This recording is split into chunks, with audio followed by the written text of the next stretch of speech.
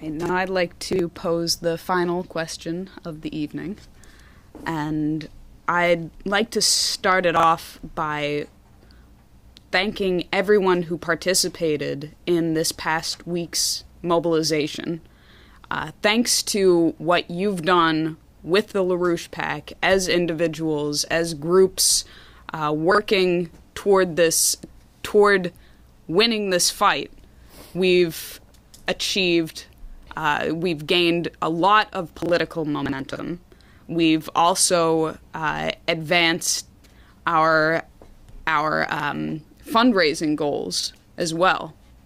And given the fact that we have reached these certain objectives, the fight is nowhere close to being won. And this past week in Washington, D.C., there was a heat index of over 100 degrees, and we actually need to turn up the heat in Washington, D.C. this coming week and the week following that. Now, some people have expressed to our organizers that in making calls to their congressional offices or sending letters, they're not really making a difference. They are making a difference. They're making a significant difference. And if we go into an office, if members of the policy committee representing you, your state, your region, go into an office and say, hey, we have support from back in your district, but you haven't called their office, then that means we are not doing everything that we can do. But over the past week, we've gotten a number of emails sent into the info.larouchepac@gmail account. One of them saying, Mr. LaRouche, I have the highest admiration and respect for you and the people working for you. What you have done is just almost impossible and incredible. You have other people who are really taking up the initiative to move this fight forward, to win this fight. You have people contacting their congressman. One gentleman writes, I've repeatedly called upon all on my mailing list to contact their senators and congresspeople, demanding they support H.R. 129 and S. 985 or face defeat in the next election or even recall. Another person says, I wonder if perhaps the LaRouche people in D.C. are making some of the bankster-controlled bunny rabbits in Congress more and more open to listening to the American people. I surely hope so. Someone else writes in, I've created blogs and posted on various social media, Facebook, Instagram, and other websites spreading awareness. I will continue to spread the word. So, again, we've reached certain objectives in this past week, but given the fight and the nature of our enemy, which you've discussed at length tonight,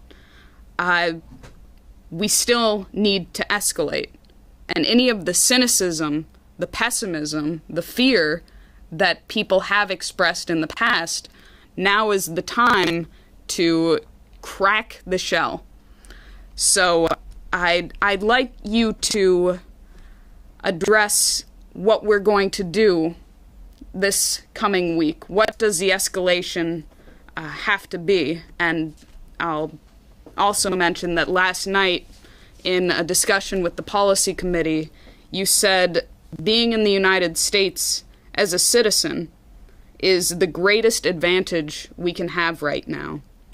And you said the key is having an integrated group which is committed to a common outcome for humanity. So if you could address the escalation, it would be appreciated. There was a time, first in the 17th century, with the settlement in Massachusetts, and then the attempted rebirth of that movement in the 18th century, led by people like Franklin, Benjamin Franklin. We created in the United States an institution of organization, which was able to, at first, during the previous century, until the Massachusetts colony was suppressed, but set a standard of performance in terms of its economic design, of its intentions and so forth, which was more advanced than we ever were able to succeed in doing in the 18th century, in the same United States, essentially.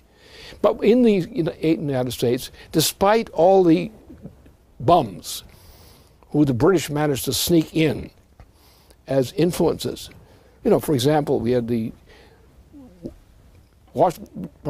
President Washington in his second term, in closing that term, spoke plainly of the wreaking disorder and dishonor among the new presidency of the third presidency of the United States. And we didn't recover from that too much until the 1820s, 1830s. But despite the fact that we were defeated by traitors such, and like, murderers, thieves, skunks, so forth, and despite the fact that the British banking system moved in on Washington as well as on Massachusetts and controlled those states for most of the period up to the time of the Civil War. In the whole period of the U.S. presidency, its existence, most of the time, the people who were presidents were either disgusting because they were weakling, or they were actually criminals. Going into the 20th century, we had most of the people that were up to Roosevelt, most of them were really criminals. And so when Roosevelt came to power, it was the entry into government again of a man who was capable to lead this nation. And so we as the United States have the greatest conception of a constitution which ever existed on this planet. And whatever we were able to win the usage of those principles, we in the United States have been successful in serving our mission to our own nation and government.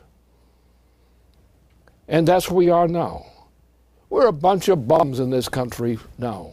They're weaklings. They've given in on almost everything. They're almost prostitutes in terms of what their behavior is. But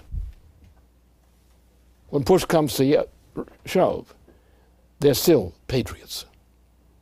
And what they need is a juice of courage to do what is necessary. The possibility of doing this, of changing the direction of this planet in respect to what the transatlantic community has been generally up to this point, we can and must resuscitate our commitment to our deepest understanding of the principles of our republic. If we do that, and if we fight as Washington led his troops and so forth, and others, in defending the existence of the United States, we have the chance to win. If we do not fight, the planet will become a nest of evil. We have no choice. We have a commitment embedded within us as the people of a nation to carry forth what our principles have been. And if we do, we have the right to win back what our country represents, and to seek alliances with other nations who will respect what we are committed to doing. If we lack that capability, there is no visible hope for humanity under the present circumstances. We have no option but to commit ourselves totally to that result. We must do it. and we must do it now. That's the essential mission before us at this time.